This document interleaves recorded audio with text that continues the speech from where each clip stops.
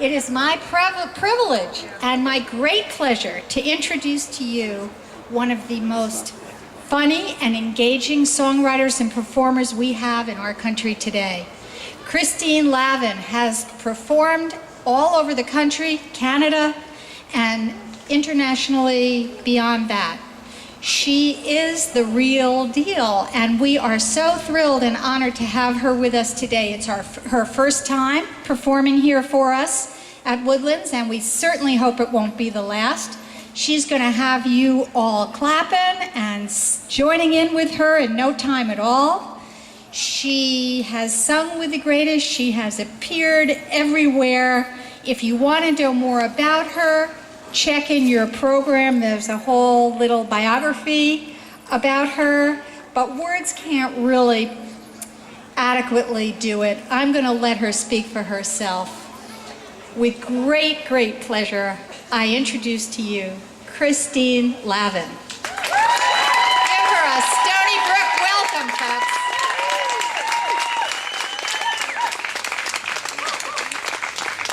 Okay.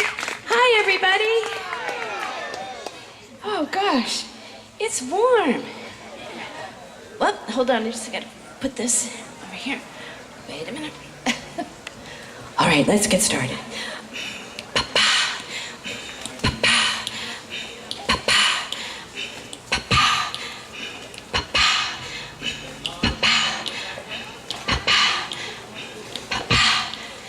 I have been traveling since 1981. I've been to Australia twice. I saw Dame Edna in the outback sun. I've been to Switzerland, Germany, England, Canada, Alaska, Hawaii, and Israel, and the contiguous states. Everywhere I go, strangers talk to me. I guess I have a friendly face, so strangers talk to me. Yes, they do. They say, what the heck does contiguous mean? Red states. Every song I will sing today begins from a place that's true. Sometimes I might exaggerate, you'll probably figure that out when I do now turn down those cell phones and no twittering. I am here at the Woodlands Folk Festival on a Saturday afternoon. I am here at the Woodlands Folk Festival on a Saturday afternoon. I am here at the Woodlands Folk Festival on a Saturday afternoon. I am here at the Woodlands Folk Festival on a Saturday afternoon. Look at that woman in the pretty blue dress. The man sitting with her is your boyfriend, I guess. And look at this guy with the fluffy gray hair. The best bunch of follicles I've seen anywhere. And look at that woman with the friendly smile. She looks kind of sweet, but inside we know you're wild. And look at this group, what a magical sight. Dazzling like diamonds in daylight. Here on a Saturday afternoon. Here on a Saturday afternoon with Greg Greenway. Here on a Saturday afternoon. Here on a Saturday afternoon with Greg Greenway. I am here at the Woodlands Folk Festival. I am Saturday at the Woodlands Folk Festival. I am Saturday. I am Saturday. I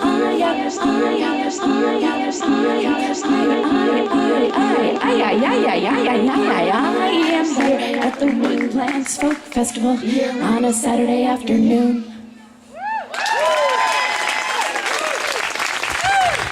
Thank you.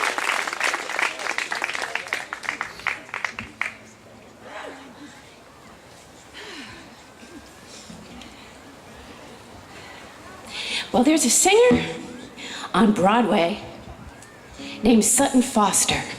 She's actually in a new TV show called Bunheads. Has anybody seen Bunheads? It's great. It's great. Can you bring the guitar down just a little bit, please? Well, when she made her first record, just a couple years ago, she recorded this song of mine, and it's a song that I wrote in 1980, and people in the Broadway world think it's brand new, but it's not. And this song was inspired by Cheryl Wheeler and Paul Jeremiah. You're thinking, how can this be? It was during a heat wave in New York City. Cheryl Wheeler was playing at the bitter end, the bad side of the bitter end, where you had to do 6 sets a night for $50. And it was 104 degrees. Paul Jeremiah was down at Kenny's Castaways. Their air conditioning broke, but they kept candles on the tables for atmosphere. So I went home and wrote the song.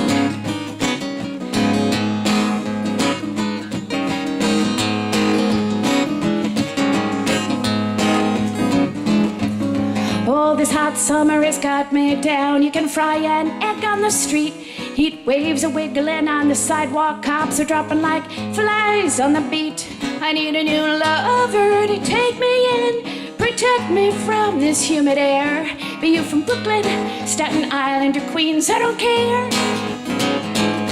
It doesn't matter what kind of loving you're into, or how big your apartment might be. All you need's an air conditioner, and you're the man for me.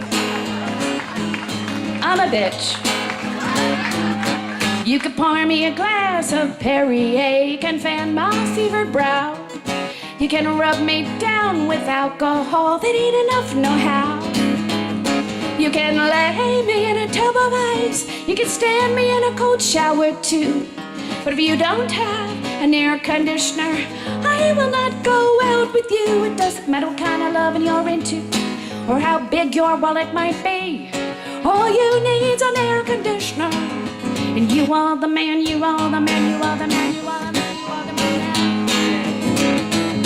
Ba-da-ba-da-boop-ba, ba-do-ba, swa-do-ba, up-ba-da-ba-dee-be-dee-dee, bum-ba-da-ba-ba-ba-da-ba. What's that you say? You live by the Hudson River, and a breeze blows through your door? Well, sweetheart, if you don't have a Friedrichs in your window, I don't want to hear anymore what's that you say. I live in a penthouse, you got a terrace with a view of the night. Well, that's swell, but I really must tell you, an air conditioner's a much prettier sight.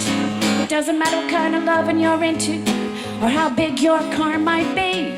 All you need's an air conditioner, and you're the man, oh, you're the man. I don't care what kind of loving you're into, or how big your might be. All you need's an air conditioner. You're the man, oh, you're the man, oh, you're the man for me. Ba-da-ba-da-ba-ba. Thank you. Whew. Wow. I was just at the Kerrville Folk Festival just a few short weeks ago, and I hadn't been there since 1985. And when I was there in 1985, I was living in New York at the time. I flew from New York to Houston, Houston on to San Antonio. Now, I noticed that when we stopped in Houston, that a fly got on the airplane. And then as we're flying to San Antonio, we flew through a thunderstorm, and the plane was struck by lightning, and the fly and I switched bodies, and I wrote the song when I was trapped inside the body of the fly. You skeptics! I'm a fly on a plane. I am buzzing all around. I got on in Houston.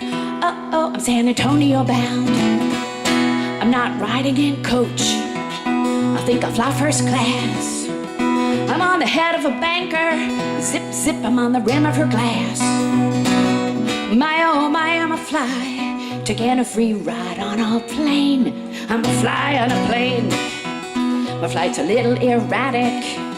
The highest I've ever been was in a swing time cowgirl's attic. I didn't mean to leave home, but now the die is cast.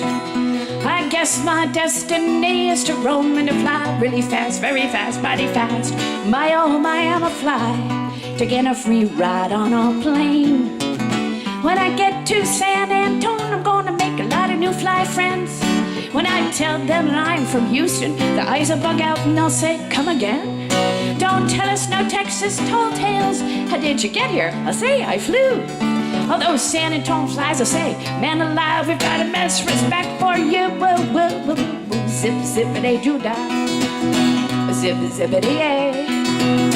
Zip, zippity doo dah. Say hey, Willie Mae, say hey. I'm a fly on a plane. I I've got a lot of dreams.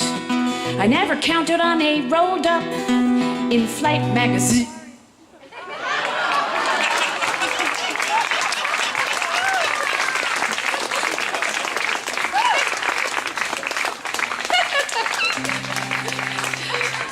Some of you are way too sensitive. You think, in the space of that song, you adopted that fly as your personal pet. Well, I'm gonna do a song for you that I wrote on the island of Hawaii. And it has nothing on this island, so it could have been written about this island. This island is so beautiful. This must be paradise. The hotel is lovely, the staff is super nice. My room has a terrace that overlooks the sea. The sun is bouncing on the water. Lucky, lucky me. I close my eyes for a minute. In the distance I can hear the whispering of wind chimes, so far and yet so near. The sound perfumes the air, the ocean sighs below. A perfect moment here on earth. I don't want to let it go. Wind chimes floating on the breeze. Wind chimes tickling the trees. Wind chimes, the sound of angels. Cloud dancing wind chimes. There is nothing as enchanting. I am swimming in the ocean. I am lying on the beach. I am reading a thick book. I am eating a peach. I am walking on the shoreline. I am picking up pink shells. The whole time somewhere out there is that the sound of tiny bells. It's wind chimes floating on the breeze. Wind chimes tickling the trees. Wind chimes, the sound of angels ballet dancing. Wind chimes, there is nothing as entrancing. I eat my dinner on the terrace, then watch the burning sun extinguished by the ocean. Evening has begun. I turn down the blankets, climb into my feather bed. But something's keeping me awake. Is it deep thoughts in my head? No, it's wind chimes floating on the breeze. Wind chimes bothering the trees. Wind chimes, sound of angels polka dancing. Wind chimes, a sound I once thought life enhancing. I close all the windows, but that tinkling sound breaks through. I put a pillow over my head. I put in earplugs too. Now I open up the minibar, drink tiny vodka, tiny gin. Nothing helps, I'm trapped with the incessant din of wind chimes clanking on the breeze. Wind chimes frightening the trees. Wind chimes, a sound I once thought enchanting. Wind chimes, angels Irish step dancing. Too much of a good thing is too much, simply that. It's times like this I'm glad I travel with a baseball bat. Now I'm knocking down the wind chimes within a mile of this place. Now I'm going back to bed with a smile on my face. Crickets! Cricking in the night. Crickets! Cricking with all their might. Oh, crickets! A dull yet monstrous roar. Crickets! A sound that makes me long for. Everybody please sing these two words together with me now. Wind chimes floating on the breeze. Wind chimes killing all the trees. The sound of angels belly dancing. Wind chimes, there is nothing as entrancing as. One more time now. Wind chimes.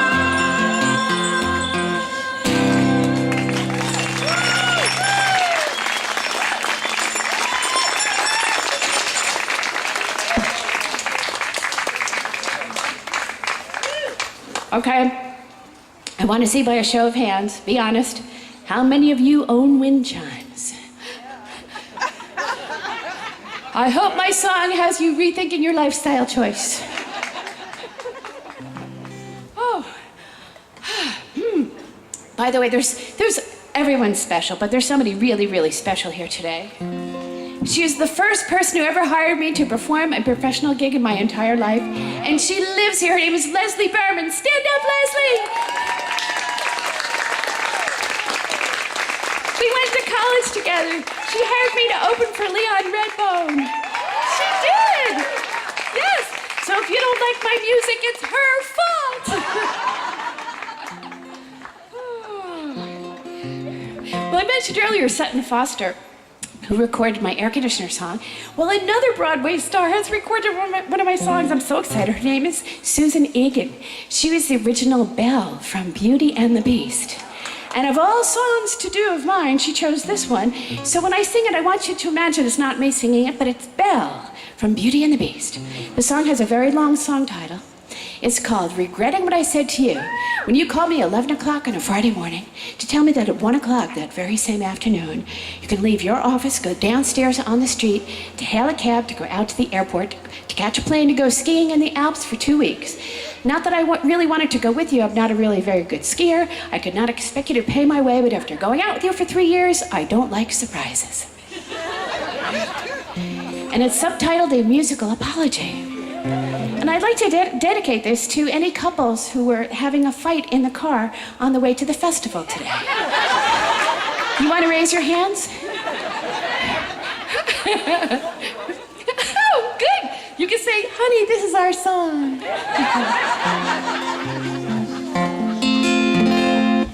I didn't mean it when I said I hope the cable in the elevator snaps when you step on board. And I was joking when I said, I hope you crack your head and get mangled by the downstairs revolving doors. And I was kidding when I said I hope the number 103 bus hits and makes a pancake out of you. I'm sorry, but isn't it amazing what a woman in love will do? And I really don't want to see your taxi on the 59th Street Bridge flip over, crash through the rail.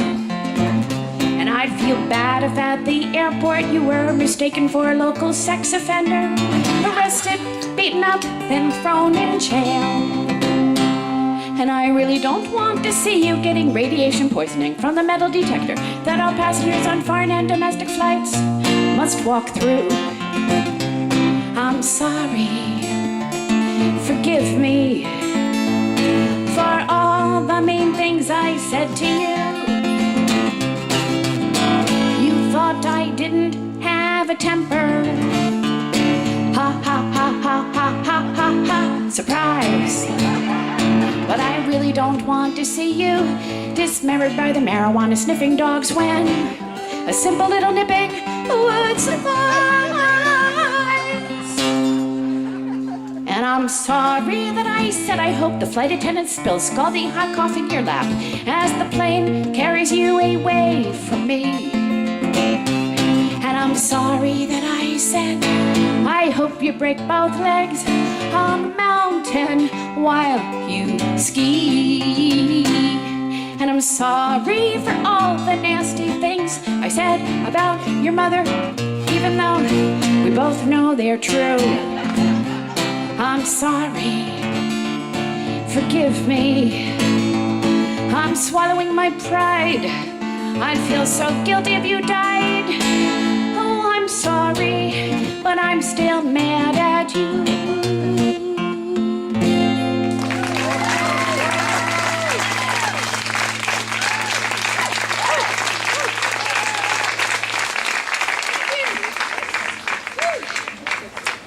You know, if you have the original recording of that, you noticed I changed a line. In the last verse, it used to be, I'm sorry that I said I hope the plane explodes in midair as it carries you away from me.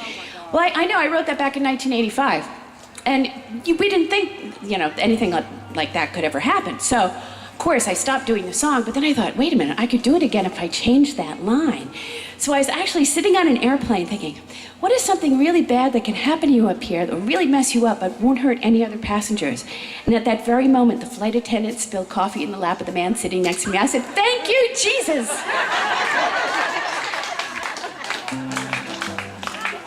I'm a very spiritual girl. I hate performers who push their religions, but I'm an Entimanarian. Are they still located out here? Hallelujah.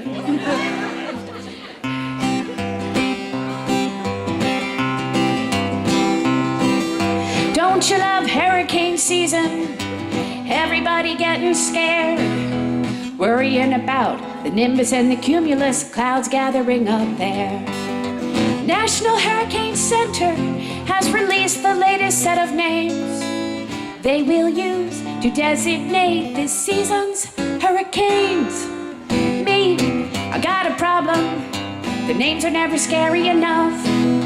Hurricanes shouldn't sound friendly. Hurricanes should sound tough. Hurricane Floyd, remember him? He scared no one away. Makes me think of Andy Griffith even to this day. So let's throw out that silly list of friendly names that won't be missed and instead use these names for hurricanes. For the letter A, aggravation. B, bloodine. C, hurricane catastrophe. Hurricane damnation. Ooh, that sounds mean. Hurricane explosion. Hurricane frightenisha. Ooh. Hurricane guillotina. Hurricane halitosia. That sounds mean and disgusting too. Hurricane insania. Hurricane Judge Judy. Hurricane kaboom boom. Hurricane lawsuitia / jury duty. Hurricane malevolencia. Hurricane nastique. Hurricane oucha. Hurricane pyromania. Quackmara. Rambunctia. Hurricane shriek. Hurricane, wait a minute, Hurricane Tormenta. Hurricane under Tawanda makes me nervous. Hurricane Vomitrina. Hurricane Rathaline, ooh, that would shake up the weather service. Hurricane Xena Princess Warrior. No, she was too nice. How about Xena Phobette? Hurricane Yikes. Hurricane Zombulimia. Heed my warning, I'm not done yet. Hurricanes are mean. Hurricanes are scary. Don't name them Dean. Don't name them Larry. Don't name them Tanya. Don't name them Bill. Hurricanes will wound ya. Hurricanes will kill. Here's a fact easy to remember. Hurricane season starts June 1st and it's the 30th of November. But now they can hit any time of the year. Thanks to global heating, we are always in fear. Hurricanes are scary. Hurricanes are mean. Should have names like Pugnacia, Agonine. Names like Cadavra. Names like Deathrata. Chances are good you would never forget a hurricane with a name like that if she came to your neighborhood and squashed it flat. By the way, a hurricane and a typhoon are the same damn storm. Form over oceans when the water is warm. And I think they should go back to naming hurricanes only after women. Shouldn't name them after men. Think about it. From space, a hurricane is soft and swirly. Like a ballerina, all graceful and girly.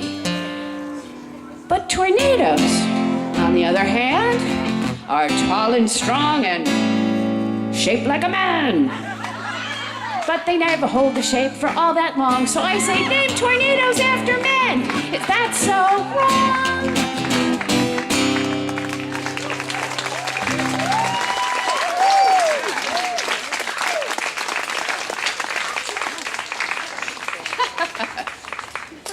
Look out, here comes Hurricane Leslie Berman. Oh, there goes Twister Greg Greenway. Okay, now under the law, as everybody knows in folk music, there must be a sing-along in every set. So this is mine. It's a lot harder than you're gonna think it is, but I'm expecting a lot. This is your third festival, right? Third year in a row? All right, here we go. There's a hole in the bottom of the sea, a hole in the bottom of the sea. There's a hole in the bottom of the sea. So far, so good. There's a pipe in the hole in the bottom of the sea, a pipe in the hole in the bottom of the sea. There's a pipe in the hole in the bottom of the sea. Crack. There's a crack in the pipe in the hole at the bottom of the sea.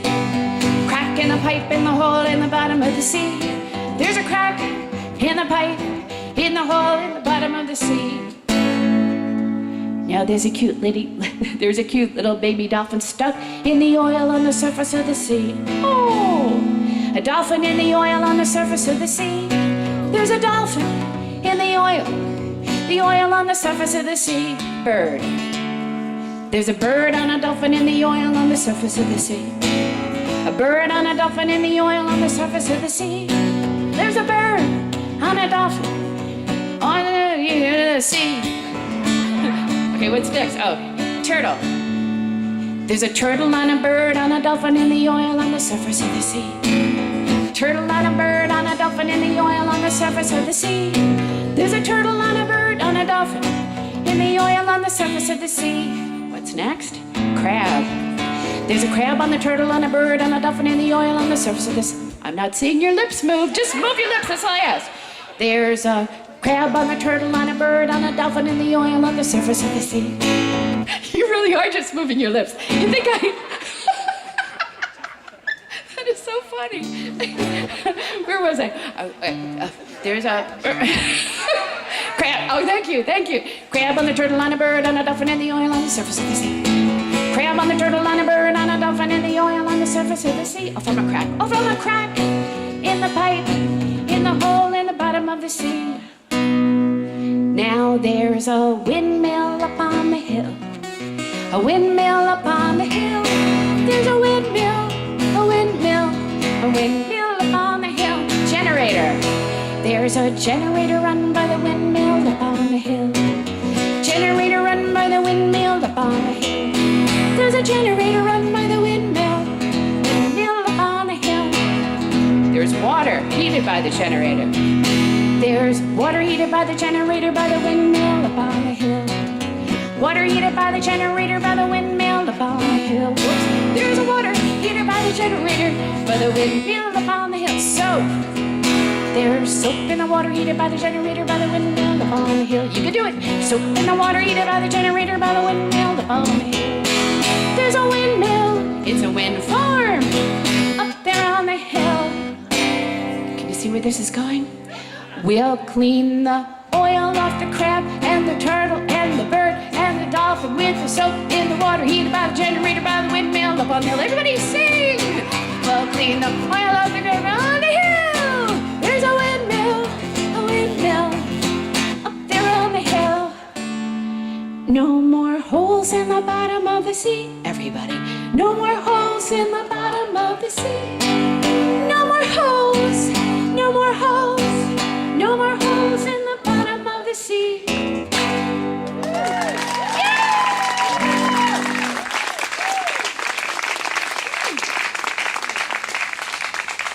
Thank you so much. And that song has been turned into a children's book. And Puddle Jump Press did it. And there's a bonus track on the CD inside the book called The Lightning Bug's Life or Firefly's Life. But now I'm going to do for you, this is a brand new song. I've never sung it in front of anybody, and I don't know if I know it well enough, but I know that you're a nice crowd. If I totally screw up, you won't, throw stuff, I hope. Except, whoop, that lady was moving her lips. Looks like she's getting ready to throw something. All right, here we go.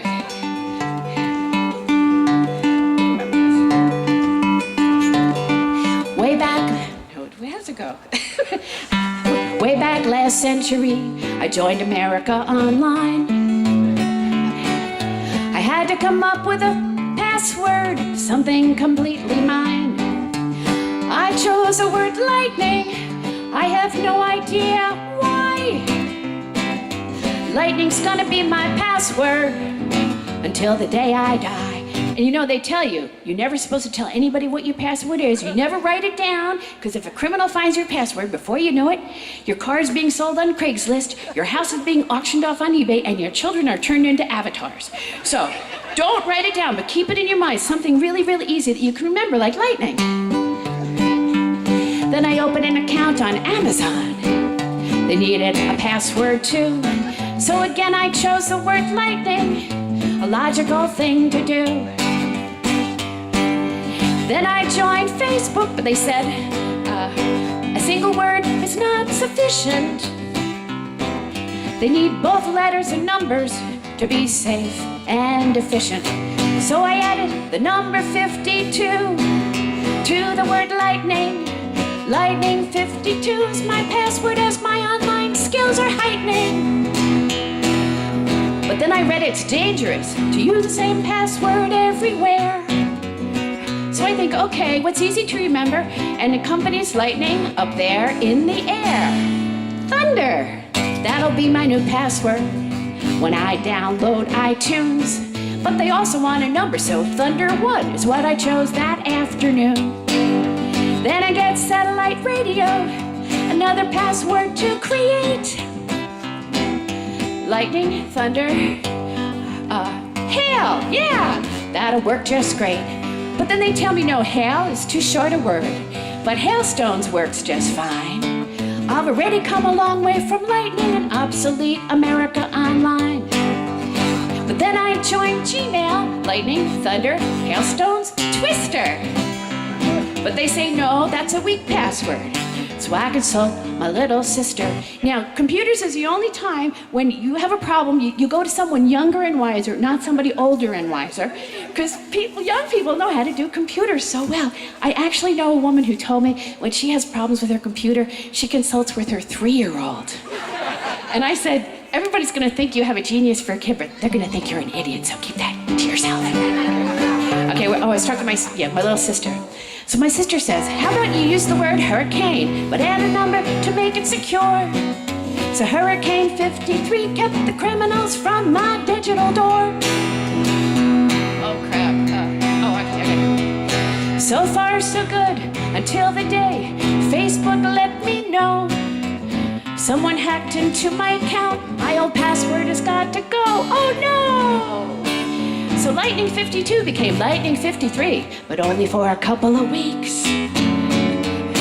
Cause then my account got hacked again, and my password needed tweaks. But Lightning 54 was rejected. They said it was too close to Lightning 53. So I made a bold choice. Humidity 9 is the new password for me. And everything was a-okay until the day I let a friend use my laptop. This is really true. She did something to my AOL account that brought it to a screeching stop. They said she emailed way too many people. Now my account was defunct. They said I could reopen it in 24 hours, but my password had to be jumped. So AOL gave me a new password, my zip code and my initials. But they said I could change it back to something more creative and less official. So I tried changing it back to lightning, but they said no, choose another word. So Typhoon 56 became the one that I preferred. Lightning 52, Thunder 1, okay. Hailstones, Hurricane 53, kept me safe and secure today. Lightning 53, Lightning 54. Oh, heck. Getting confused. What was that the password for? Humidity 9, CL10025. I think I'm starting to overload my brain's external drive. Typhoon 56. I have no idea what that does. If only I could go back to the time when lightning was the only password I had to remember, the only password to memorize, the only password to open sesame, everything under digital skies. But the days of the single password, they are dead and gone. Anyway, I gotta go now. I think I left the iron on.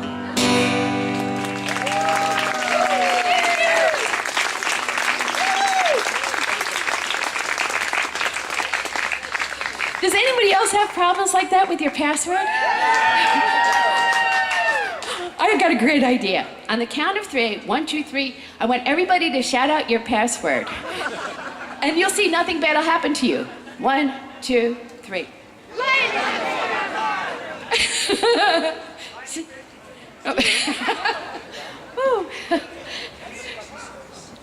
Well, excuse me?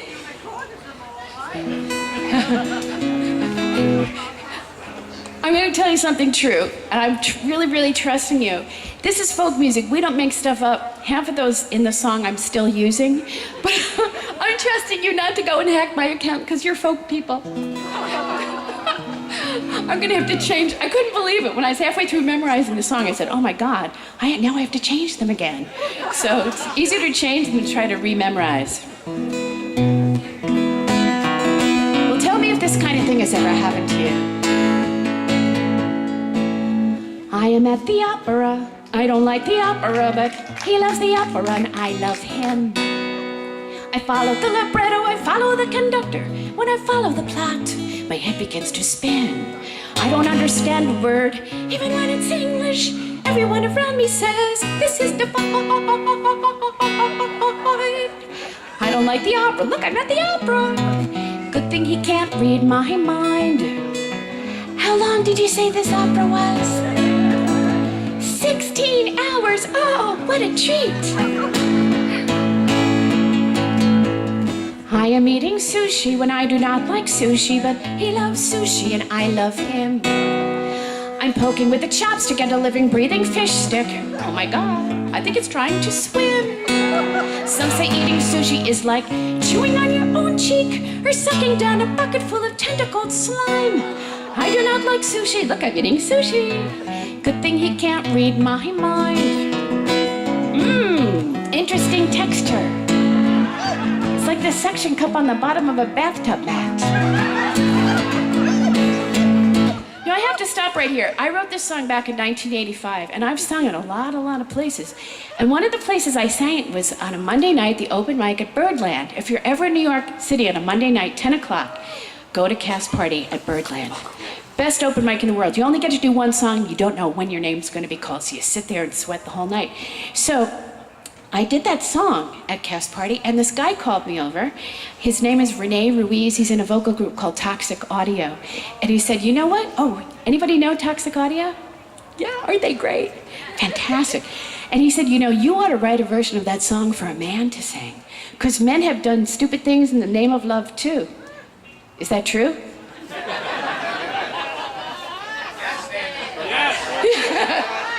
Hallelujah. Testify, brother. All right. So I took up the challenge, and this is for you guys. I hope you're going to like it. It's called Good Thing She Can't Read My Mind, a Dude's Eye View.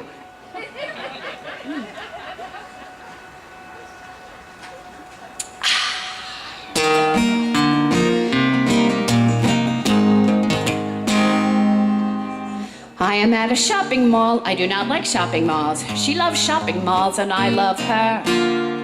Each time she stops to look at shoes, I'm reacquainted with the blues. So I'm sure there are men here who will concur. I wanted to stay home today to watch the New York Giants play a monumental pigskin contest of the manly kind. Instead, I'm at a shopping mall. I hate shopping malls. Good thing she can't read my mind. Sure, I'll hold your purse while you try that on. No, I don't think that dress makes your butt look big. I am at a craft fair. I do not like craft fairs. She loves craft fairs and I love her. There's origami, topiary, face painting, scrapbooking, and her favorite, dream catchers. What the hell's a dream catcher? What the hell is decoupage? Mara's dancing. I need something I can hide behind. I can't stand craft fairs. Look, I'm at a craft fair. Good thing she can't read my mind. Make my own soap? How did you know that was my dream? I am not complaining, I'm just making observations. Expanding your horizons is a sign of sophistication. Now I'm in a Tai Chi class every Sunday morning. Though sometimes thoughts of boxing overcome me without warning. I am at a chick flick. I do not like chick flicks. She loves chick flicks and I love her. Oh my God, it's a double bill. Now I'm really feeling ill. It's beaches, followed by the way we were. I am in an awful mood. I'm eating awful food.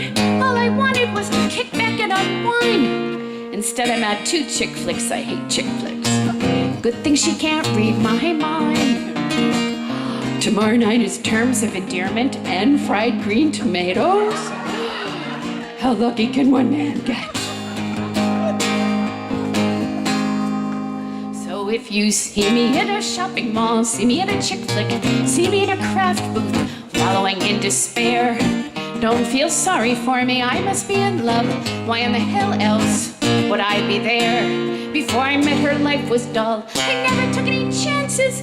Now I leap at every opportunity I find. I don't like preppers or chick flicks or shopping malls, but maybe I will in time. Maybe I will in time. Join your book club. I would love to.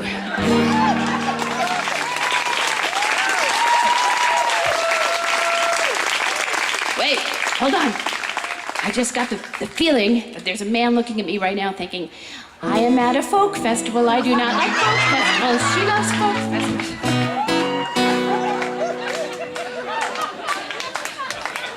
Get out now before it's too late. It'll never work. But I'll tell you, I've gotten some really great comments about that song. This one guy came up, well, I got an email from a guy. He was in England with his wife celebrating their wedding anniversary, and she took him to, and he went to the Princess Diana Hat Museum. I told him, you scored a lot of points in my book. And then one time a guy came up to me after a show and he goes, I can do anything as long as I consider it foreplay.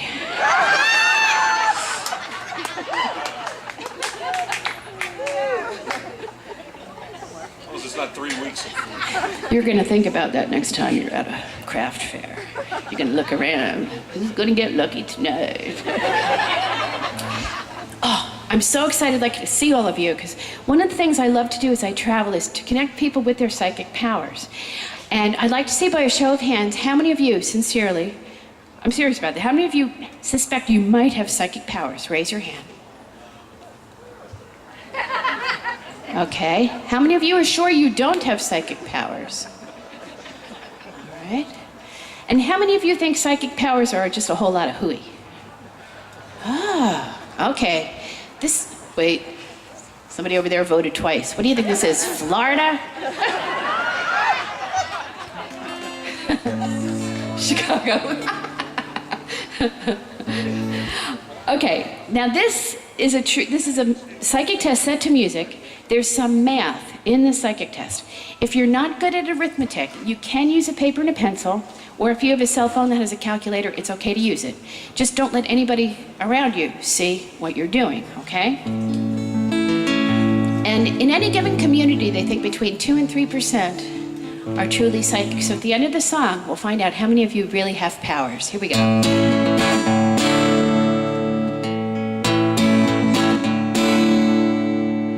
I am psychic, so are you. Just do what I ask you to. You skeptics won't believe it's true. I am psychic, so are you. I want everybody here to pick a number between 1 and 9. Don't say it out loud. Don't even tell the person sitting next to you. Keep it to yourself and remember it. Remember it. Everybody got a number? Okay. Now double it. Add 6. Divide this number by 2. Subtract the number that you started out with from the number you have now. And look at my brain, look at my brain. You have some psychic powers if you are now thinking of the number 3. How many were thinking of 3? Raise your hands. Holy crap. All right, we're gonna make this a little bit harder. If you were not thinking of 3, you're out. We're on the honor system. I want everybody now to pick a number between 2 and 37. Remember it. Now double it. Add 10. Divide this number by 2. Subtract the number that you started out with from the number you have now. Look at my brain. Look at my brain. You have even more psychic powers if you are now thinking of the number 5. How many were thinking of 5? Oh my gosh. You guys are off the charts. Well, but you're right near the university, so that's not too surprising. All right. But we're going to make it much, much harder.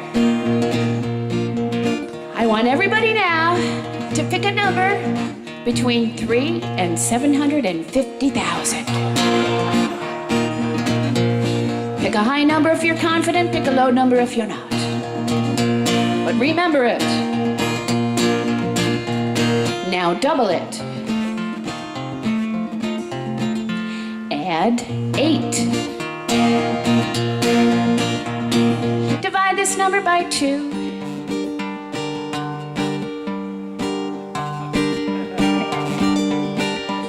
Subtract the number that you started out with from the number you have now. Now don't say it, don't say it. Whatever this number is, I want you to go to the corresponding letter of the alphabet. If you're thinking of the number 1, that would be A, 2B, 3C, 4D, 5E. Okay, so you're all thinking of a letter. I want you now to think of an animal that begins with a letter that you are thinking. An animal that might make a nice pet, okay? So you're all thinking of an animal.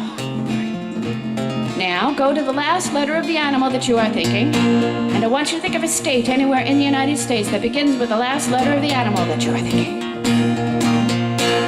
And look at my brain, look at my brain, look at my brain. Oh, this is interesting. It's official. You can put it on your resume. You are 100% psychic if you are now thinking of a dog in Georgia.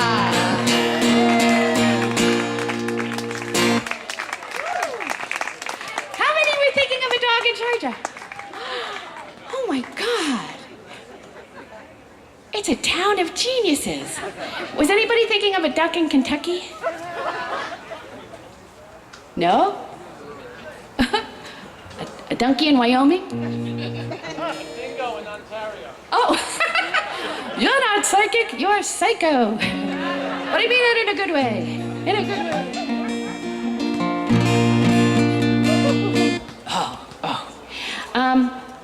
I know you're going to be shocked by this next statement, but I don't have any children that I know of. I could have sold my eggs back in the day. Leslie Berman will tell you. Everybody wanted my eggs back in college, but I was too shy. What am I saying? But even though I don't have children of my own, somehow I feel that I've written the all-time mother-daughter bonding song. It's called Sometimes Mother Really Does Know Best. And I have found over the years the best way to sing it is to put an actual name of a real mother and a real teenage daughter in the song. So do we have a mother and teenage daughter sitting here? Yes? Yes? She's not here. Oh, she's not here. Oh, where is she? Is she on the festival grounds? Oh, is there anybody here who has a teenage daughter who's here with them? They can be at a different place. Oh, you do? Okay, what's your name? Bronwyn. That's an Irish name, isn't it? Oh, it's Welsh. Oh, that's right. They're very touchy about that stuff. Sorry. And what's your daughter's name?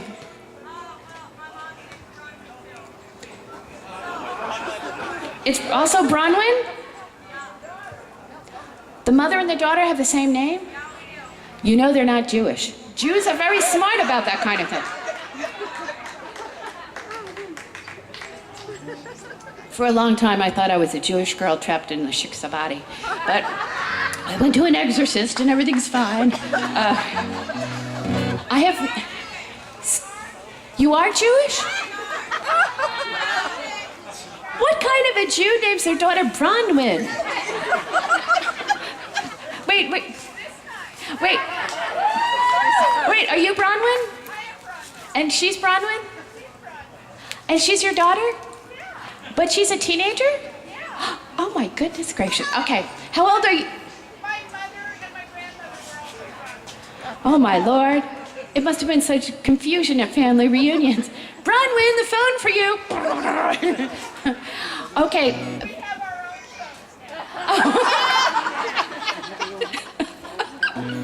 The best of both worlds. Okay, So Bronwyn 2 and Bronwyn, I've never done this with the same name, but I'll see how it works. Okay, how old are you, Bronwyn, young Bronwyn? 17. This is perfect. Oh my God, you're gonna remember this forever. Okay, so please don't leave. Okay, here we go. And if you want to get this on a cell phone video, this would really be great. Okay, oh, she has an iPhone too. You are just too hip. Okay, here we go. Bronwyn looked in Bronwyn's eyes and pleaded, please say yes. You never criticize my friends, my hair, or how I dress. A tiny little eyebrow piercing on me would look sublime. Bronwyn thought about it for quite a long, long time. Bronwyn with an eyebrow piercing. That's a permanent reminder of a temporary fad. When you're old and gray, my dear, you'll think back and be glad that your mother had the foresight to turn down your request. Sometimes mother really does know best. Just a tiny tattoo, mother dancing on my skin. All the other kids have one and I want to fit in. A delicate little butterfly, mother, right here on my wrist. Bronwyn thought about it, then she said this. Bronwyn with a tattoo. That's a permanent reminder of a temporary feeling.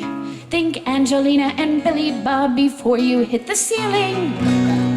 You think a tattoo on your teenage skin will make you look unique, but when you're older, you look like a circus freak.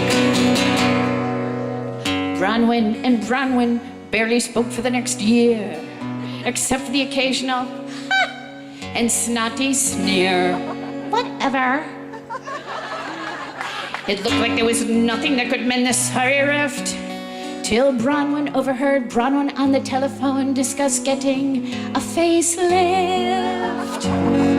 Oh, a facelift, Mommy.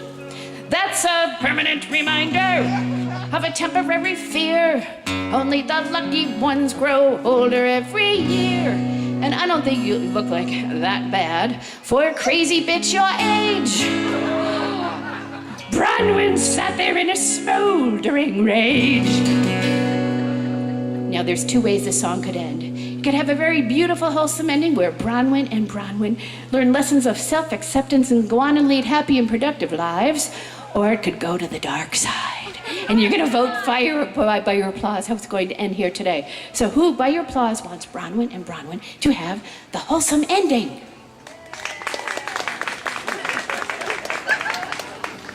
You look like nice people. We can't tell anymore. Who wants Bronwyn and Bronwyn to go to the dark side?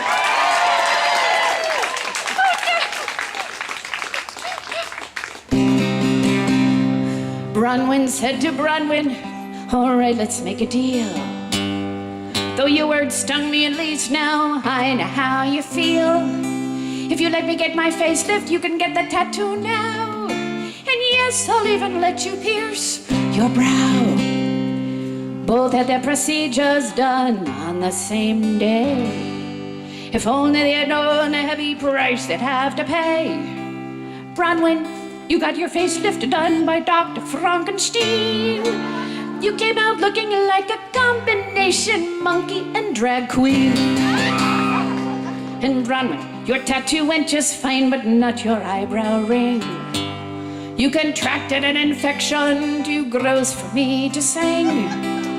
And both of them died disgusting, painful, stinking deaths.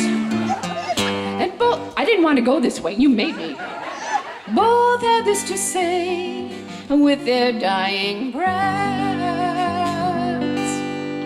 We're a permanent reminder of our temporary insanity. We sacrificed our looks, our lives, for our foolish vanity. And at the reading of their will, they left one last bequest, a pillow upon which was embroidered, sometimes mother really does know best.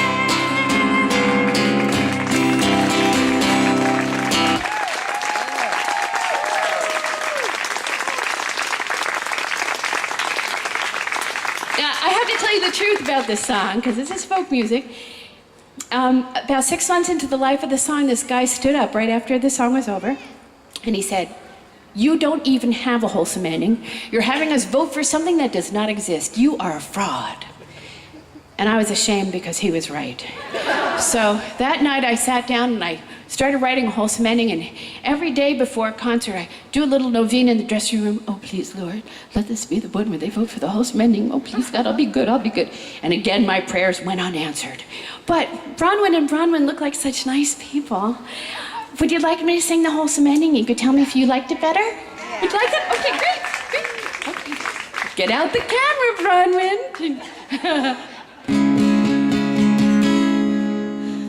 Bronwyn said to Bronwyn, "All right, let's make a vow.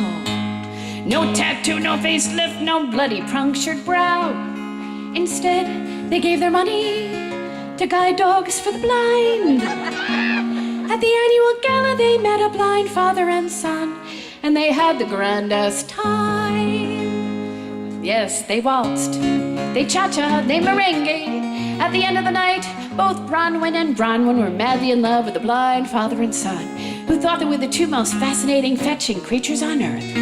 After an old-fashioned 2-year courtship, ice cream socials, ballroom dancing, folk concerts, the blind father and son proposed marriage to Bronwyn and Bronwyn. It was a lovely double wedding, complete with 1 black and 1 golden retriever, carrying their wedding rings pinned to embroidered pillows nestled sweetly inside Irish lace-covered frisbees. And they all settled down in a 100-year-old farmhouse, where they raise and train black and golden retrievers and star in their very own reality TV show called Puppy Love is Blind. Once every month, they bake low-carb cupcakes for the local firehouse. Once a week, they give cha-cha lessons to the rhythmically challenged. And once a night before they go to bed, they cuddle in front of the fireplace with their sweethearts, and they sing. We're a permanent reminder of a temporary bad day, when we could not see our natural beauty and almost threw it all away.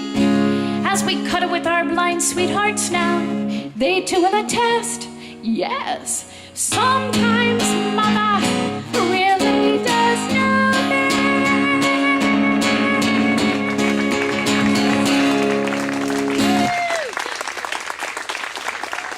Thank you. Do you like that ending better? You look like such nice people.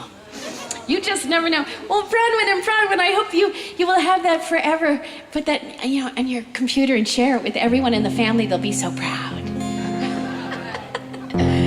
So nice to create moments like that for mothers and daughters, dying together for the pursuit of beauty. Last year, my favorite story was in the New York Post, believe it or not. There's a pet store in Greenwich Village that is surrounded by bars. I don't mean bars, I mean bars. And you can only imagine what went on in this pet store, that the owner had to put up this 8-word sign. And as soon as I read about it, I knew it would not only be the title of my new song, it would be the first line of my new song. So the pet store owner wrote the first line, and I took it from there. If you're drunk, you cannot buy a puppy. If you're tipsy, you should not purchase a cat. If you're stoned, you might think a spider monkey's a good pet. But when you sober up, you won't be thinking that. Think of this as a public service announcement. If you're in your cup stumbling along, despite the obvious thrills, if you're plastered to the gills, buying a puppy now is just plain wrong. And that got me thinking, what are other things you shouldn't do if you are drinking? If you're drunk, you should not get married. Doesn't matter if you're straight or you're gay. Las Vegas wedding chapels have ruined many happy couples. I'm sure many more got ruined there today. If you're schnockered, it's not the time to photograph. Then Twitter yourself in cotton underwear. If you're plastered to the gills, despite the obvious thrills, don't even do it on a dare. Oh, the list of things you should not do while drinking is a never, never, never, never, ever ending one. But there are things you can do when you've had more than a few and you want to pursue a little fun. If you're drunk is a good time to spend money. Yes, the home shopping channel is the best. They've got blowout deals on elastic waistband pants with matching turtleneck and scarf and hat and vest. Order one in every color of the rainbow, including fuchsia, puce, celadon, and winter white. When you're plastered to the gills, it magnifies the thrills to spend so much money in one night. And if you're drunk, is a good time for the tattoo parlor. Get a bloody painting scratched into your back. How about the name of your new lover?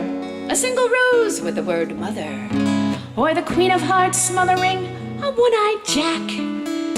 Or better yet, how about a tattoo of a puppy on your tummy so you can pet it every day? Despite the obvious thrills, if you're plastered to the gills, it's fun to have a puppy that will never run away or chew your new shoe. A puppy that will always, always stay. If you're drunk, you cannot buy a puppy. Let that simple phrase be your guide. Do you remember The Sopranos, the TV show? Christopher sat on Adriana's puppy. The puppy's name was Cosette. Cosette died. Christopher was high when this transpired. Adriana fell into a free-falling funk. Little did she know she'd soon get whacked by Sylvia. That actor from Bruce Springsteen's band turned out to be a punk. Then Christopher got whacked too. That's what can happen to you if you buy a puppy when you're drunk. Thank you.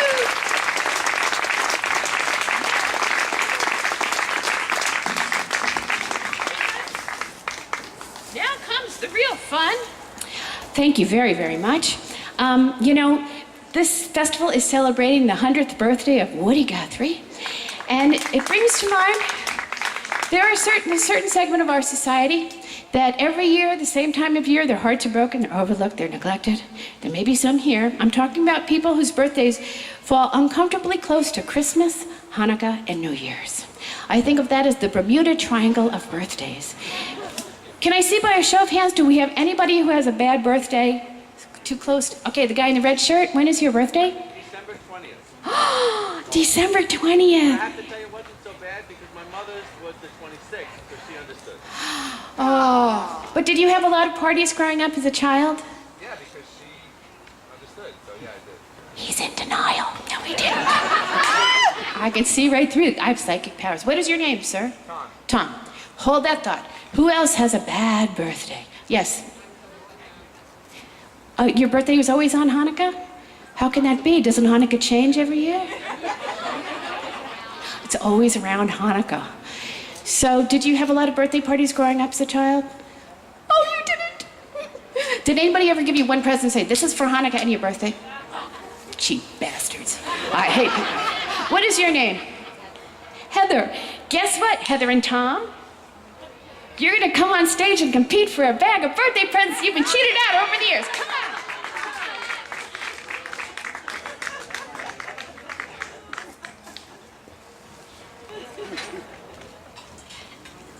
So exciting.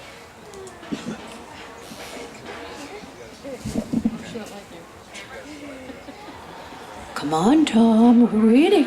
Let's hear it for Heather, whose birthday is too close to Hanukkah. Look at her. Heather, you need a noisemaker for this game.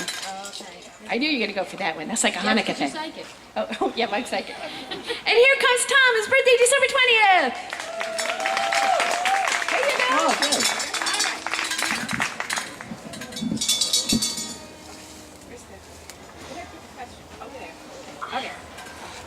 This is the way it's going to work. Tom will be contestant number 1. Heather is contestant number 2. Whoever scores the most points not only wins the beautiful birthday presents that I put together here. By the way, have you ever stayed in a 5-star hotel? Because there's soap in here from a 5-star hotel. They will win the beautiful birthday presents, whoever gets the most points, and all of you will sing happy birthday to them, something they haven't had done enough times on account of the unfortunate placement of their birthdays. The person who scores the least amount of points wins nothing and leaves the stage in tears. Another disappointment in a long lifetime of birthday disappointments. Now, we need somebody. I want the lady who's moving her lips. Can you be the scorekeeper? Okay. If there's any kind of a dispute about who rings in first, you get to choose. And if they do something you don't like, you can take points away, you can add points, okay? You have a lot of power. And the other thing is, Tom's contestant number 1, Heather's contestant number 2, and you as a group are contestant number 3. They get first crack at the questions. If they don't make a sound with their noisemaker, it means they don't know the answer. So if they don't make a sound, you can raise your hand. You can score a point for the audience, and maybe you will win the birthday presents, and they will both leave the stage in tears. Okay, here we go. Tom and Heather, get close to the microphone. First category is short-term memory. Short-term memory is a... What was it? Guess what? Tom gets a bonus point already. 1 point for Tom. Short-term memory is the category, and the question is, what was the name of the mother and the daughter that I just sang about in Sometimes Mother Really Does Know Best? Heather. Oh, You moved. oh, I moved. I'm sorry. Oh, Bronwyn.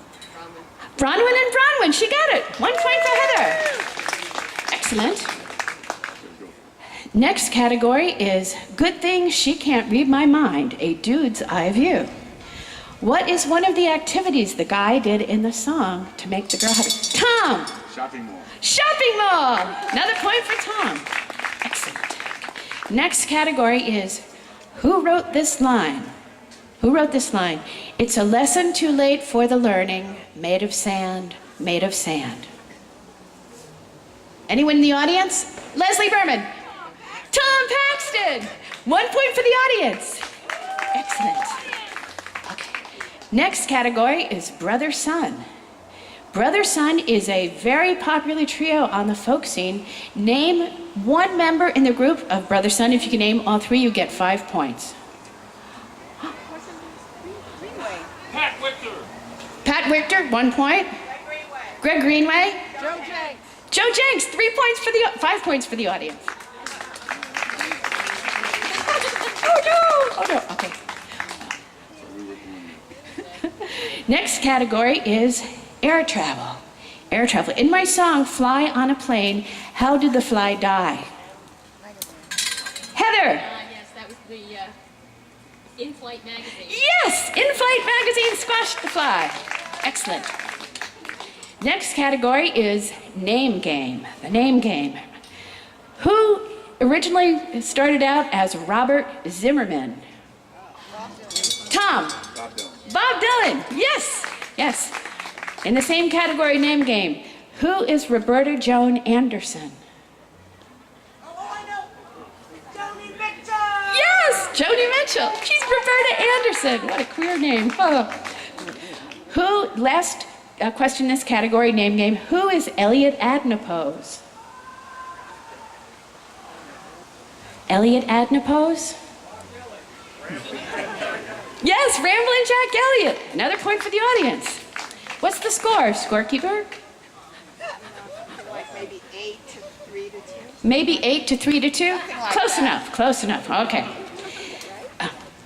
Next category is Dylan songs. Sing 2 lines from a Bob Dylan song.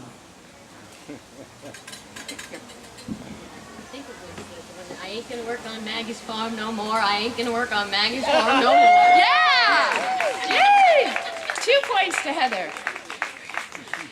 Sing 2 lines from a Gordon Lightfoot song.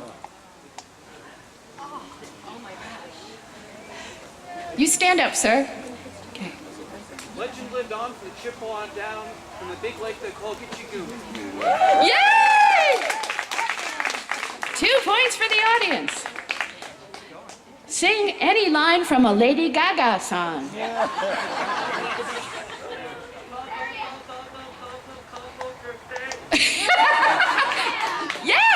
2 points for the audience. What was that? Was that Sam?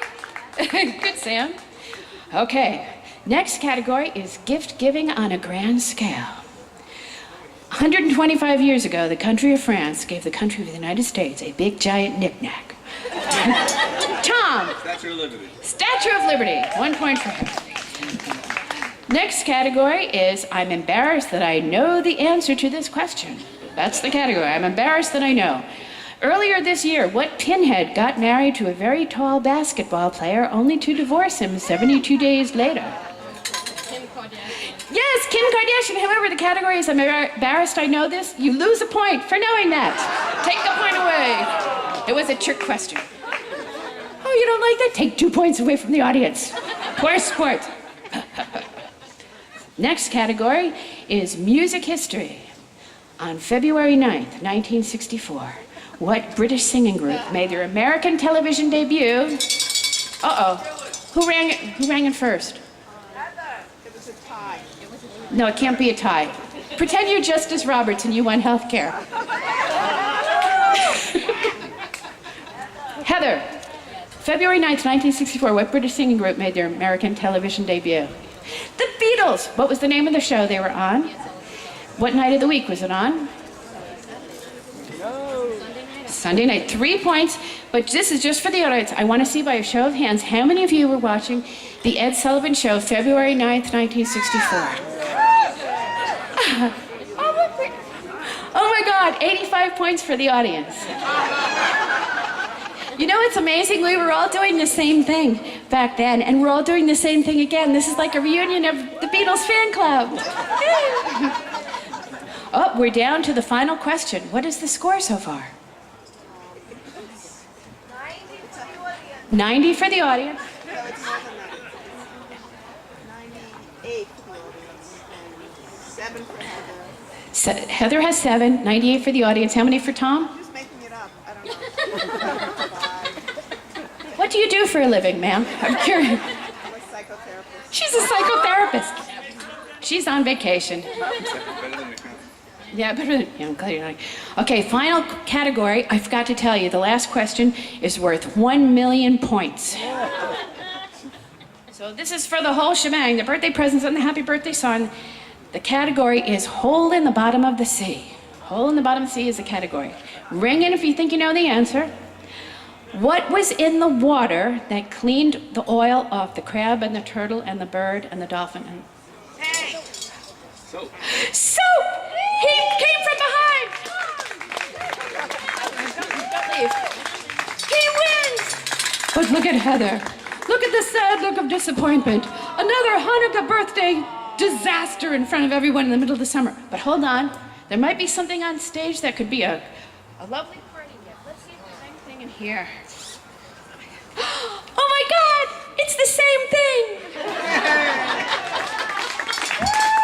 And now, don't leave. Yeah, we're all gonna sing happy birthday to Tom and Heather all together. Let's do it. Happy birthday to you. Happy birthday to you. Happy birthday, dear Tom and Heather. Happy birthday to you.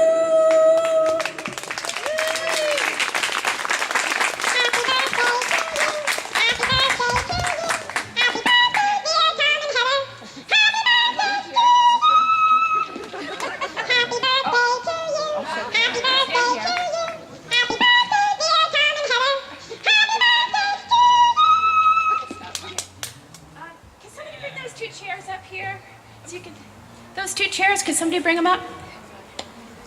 There's more stuff for you to do. You're never going to forget this birthday. Where's Claudia? Is she around? I'm right here. Oh, good. Okay. Okay. Now you two sit in the chair. Wait, I got to talk to them for 1 second. They have no idea what they're going to do. Talk amongst yourselves. Healthcare. Good, bad, indifferent.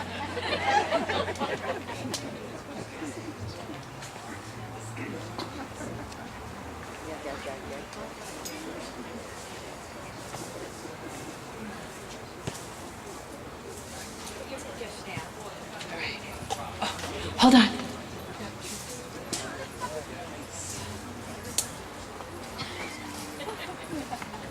You're never going to forget this birthday as long as you live.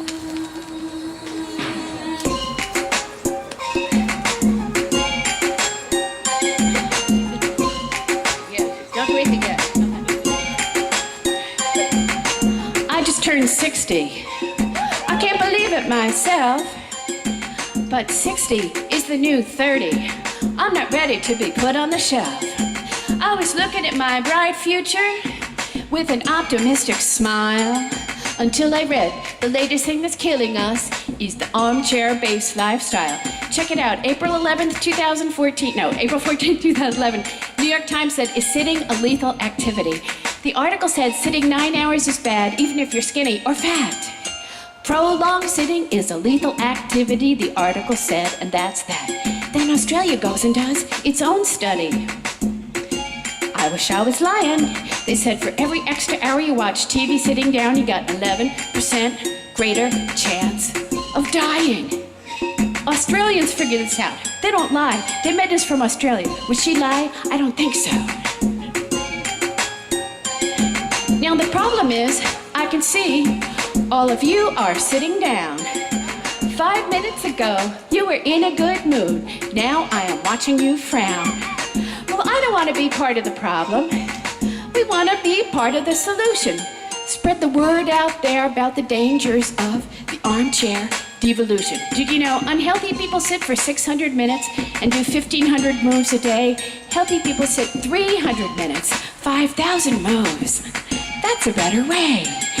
So I think in your chair right now, you could stand to have a little bit of motion. Don't worry, you won't break a sweat. You won't have to get a tube of Bengay lotion. Follow us with your left foot tap to the music. Keep it going now. Tap your right. Sway a little bit back and forth. Get into the groove tonight. Now start shimmying your shoulders. Now start bobbling your head. Now start wiggling your fingers. That looks stupid. Snap them instead. Now put your arms up in the air. Now stand up, stand up. Run your fingers through your own hair. Come on, everybody, stand up, stand up. Now turn around and shake that bum. Pretend you got a big wad of chewing gum. Okay, I think now you are ready for a little freestyle. We're breaking the curse of the sedentary life. Come on, kids, let's go wild. Let's welcome Hurricane Claudia to come out and lead us to the next level of fitness. Here she comes. Get in the front, Claudia. We're going to follow you. Do what Claudia does.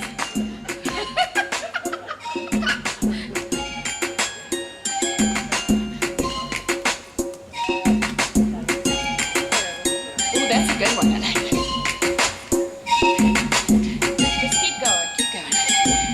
In case you've been counting, you have done 150 different moves right before your very eyes. Can you see how your life improves? And look, you're no longer sitting in a death trap called a chair. Your life expectancy just went up. You're gonna have a love affair. Oh yeah, 'cause 60 is the new 20. 20 is the new 15. 15 is a new 50, according to Charlie Sheen. So, just keep on dancing. Put the computer to sleep. Get up, get out there. Got comedy to go, and promises to keep. Comedy to go.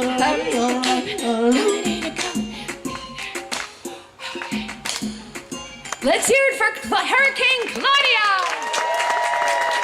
I wish I played more than just the guitar.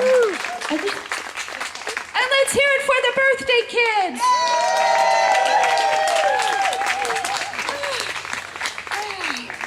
Thank you so much. Well, I'm down to my final number, but guess what, Tom? You're gonna have to stay up for this. It's a song called Sensitive New Age Guys. And we need more of them. So there's, you know what, come over here to that mic. Can we have a bunch of guys for this song? It's just 4 words, Sensitive New Age Guys. I'll teach it to you. Do you know the song, Tom? He doesn't even know the song. Come on, guys. Oh, girls, get your cameras out. This is as close to a Chippendale show as ever happens at a folk festival.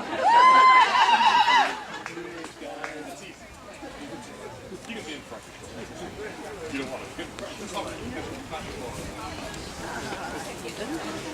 Daily on the designated. Because we said some new age guys. Well, you see what they have planned for your real birthday. Can't wait to see Hey, after that. this, you can take anything.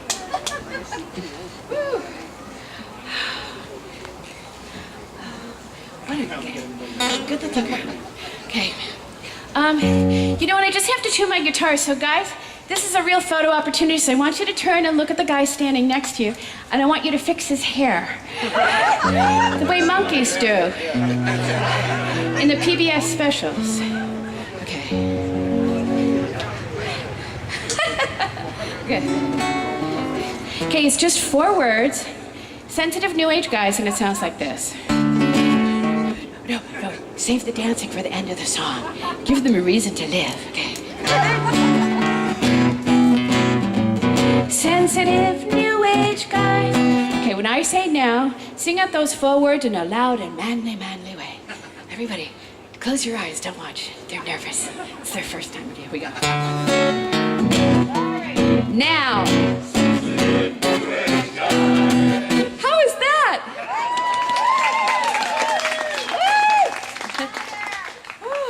Do we have any fathers and sons standing together? Or are there? Oh, stand with your dad. Oh, is this? Oh, that's right. There's your dad. This is so great. Oh, yeah. Which one is he? I see him. Come on. What's his name? Adam. Let's go. Adam.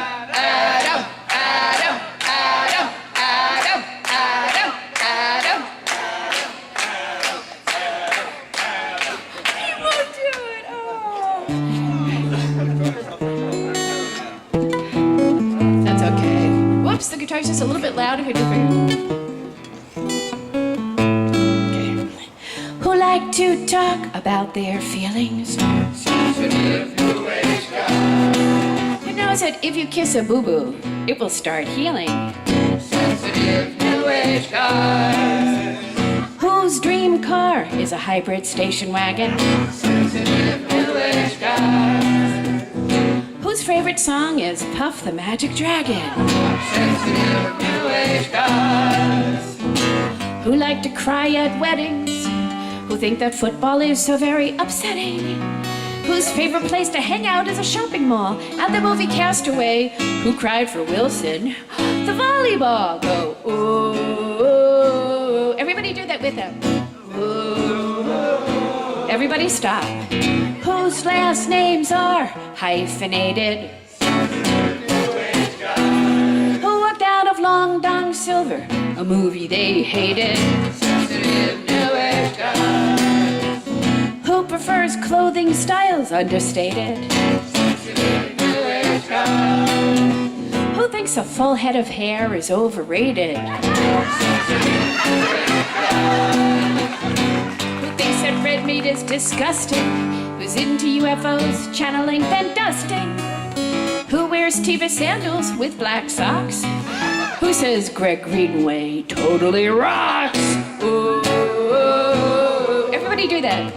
Ooh, everybody stop. Who likes music that's repetitious? Sensitive new age guys. Who likes music that's repetitious? Sensitive new age guys. Who used to be wild men but now are calm? Sensitive new age guys. Who now call their wives mom? Sensitive new age guys. Who carries the baby on his back? Who thinks the Dalai Lama's on the inside track? Who always sings on sing-alongs, even when they can't stand stupid sing-along songs. Ooh, ooh. Keep doing that over and over. Don't you love to see their lips in that position? Let's see what else we can force them to do. You in the yellow shirt on the end, can you start the wave? Like at a baseball game, start the wave.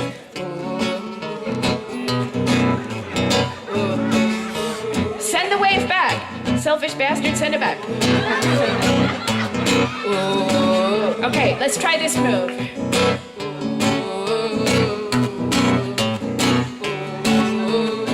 And try snapping your fingers. Not bad for white guys. This is as close as they're ever gonna get to be a pimp. I can tell these guys hate this song. They only sang along because they didn't want to hurt my feelings. Because they know what that's all about. Because they've had their feelings hurt so many times. On account of they are so gosh darn sensible. But we love them, yes we do. Because they're sensitive.